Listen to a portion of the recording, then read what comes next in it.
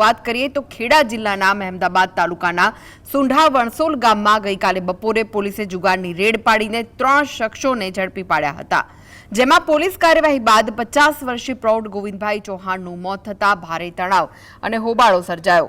Police પ્રશાસનના જણાવ્યા મુજબ જામીનની પ્રક્રિયા પૂર્ણ થયા બાદ ફિંગરપ્રિન્ટ્સ લેવા જતી વખતે ગોવિંદભાઈને અચાનક ચક્કર આવતા તેઓ ઢળી પડ્યા હતા અને હોસ્પિટલમાં ફરજ પરના તબીબોએ તેમને મૃત જાહેર કર્યા।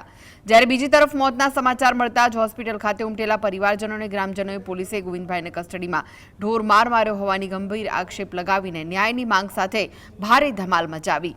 ઘટનાની ગંભીરતાને જોતા ખેડા ડીવાયએસપી કૃણાલ રાઠોડ સહિતના ઉચ્ચ પોલીસ અધિકારીઓનો કાફલો ઘટના સ્થળે દોડી ગયો હતો। વ્યવસ્થા જાળવી રાખવા માટે મૃતક પ્રૌઢનું પેનલ પીએમ કરાવવાની પ્રક્રિયા હાથ ધરીને જણાવ્યું કે પીએમ રિપોર્ટ આવ્યા બાદ જ મોતનું સાચું કારણ સ્પષ્ટ થશે અને તે મુજબ આગળની કાયદેસરની કડક કાર્યવાહી કરાશે।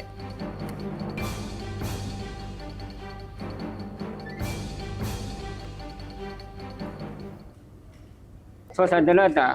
હવે ભાઈ જે આ અત્યારે ઘટના બની આ ભાઈની એ ભાઈ અમારી જોડે હાજરમાં નહોતો। એ વડેથી ભાઈને પકડે છે। અમે રમતા હતા, અમે રમનારા 6 જણા હતા બીજા। પછી અમે મેમદાર પોલીસ સ્ટેશનમાં લાયા। વાત થઈ પછી અમારે સિંગર પે ચાલવા હતું ઉપર લઈ જવામાં આવ્યા। અમે ત્યાં સિંગર પે ચાલવા ગયા પછી એકદમ ચક્કર ખાઈ પડ્યા હતા।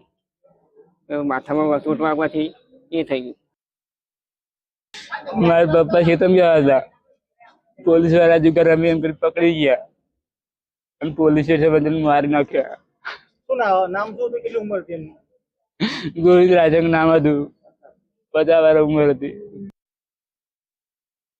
જુગાર છે એ પેટી ક્રાઇમ છે, તો એમાં જામીનદારને આધારે એમને ત્યાં ટેબલ જામીન આપવામાં આવ્યા હતા। તો ફિંગરપ્રિન્ટ માટે એ લોકોને ફર્સ્ટ ફ્લોર ઉપર લઈ જવામાં આવી રહ્યા હતા, ત્યારે એમની સાથે બીજા બંને સહ આરોપીઓ પણ સાથે જ હતા। તો એમના કહેવા પ્રમાણે એમને છાતીમાં દુખાવાને લીધે ચક્કરથી એ લોકો જે ગોવિંદભાઈ રાયસંગભાઈ ચૌહાણ છે જે પડી ગયા હતા, પોલીસ દ્વારા CHC મહેમદાબાદ ખાતે ખસેડવામાં આવ્યા હતા।